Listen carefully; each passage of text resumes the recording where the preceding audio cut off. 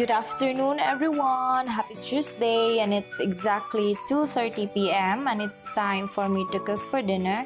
Yes, kabalo kong sayo pa, but my husband, it is early dinner. Ayaw mo lakaw for work. Dayon, he requested na ganina nga magpaluto siya munggo.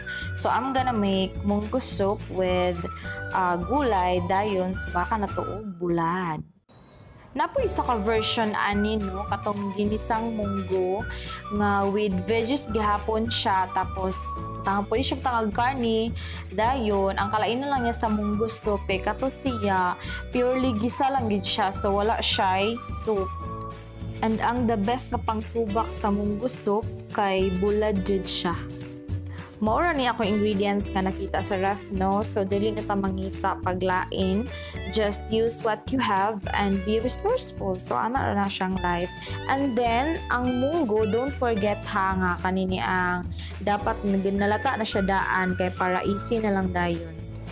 So, una ni mong buhaton is tadtaron, panitan, og slice ni mong mga ingredients into desired cut. So, inganiyon na ako ni siya pag-slice ang onion. Like, dili lagi kay siya nipis, dili rapod kay siya baga, sakto lang. And for garlic, mas gusto na ako siya nga dukdukon una, aya siya sliceon. And then, the remaining ingredients, labi ng mga vegetable nga atong gamiton is mas gusto na ako nga dagko ang iyang pagka-slice. After ani, I will wash all the veggies so we can start cooking. Perfect yung kayo ni siya nga dish for dinner. Labi na bugno ang panahon, lami kahigop og sabaw. And if you try this at home, I'm pretty sure nga yes, mas lami pagid ang inyong version, di ba?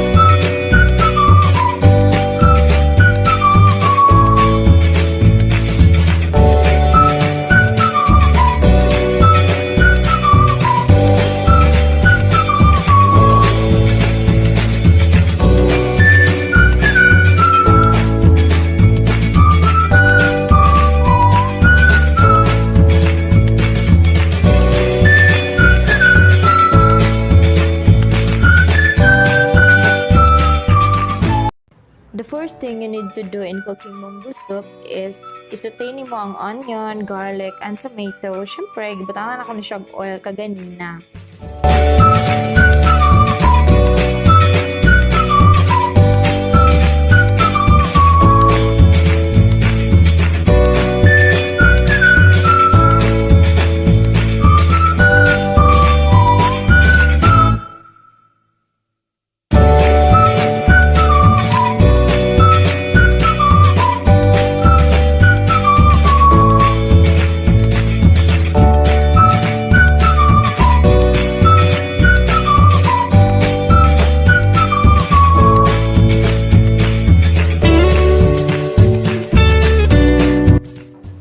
Next, imong buhaton is ibutang na nimo ang imong munggo, and then add mga 4 cups of water. So, kung gusto ka nga mas dagan og sabaw, pwede ra gihapon na. And then, isunod na rin ang imong lemongrass, Then takloban nimo siya, dayon ayha na nimo siya butangan og mga gulay kung magbukal na siya. So ang gulay nga una nimo ibutang is katong pinakagahi. And then ang pinakalasan is katong mga dahon-dahon na kay dali ra man na siya malata.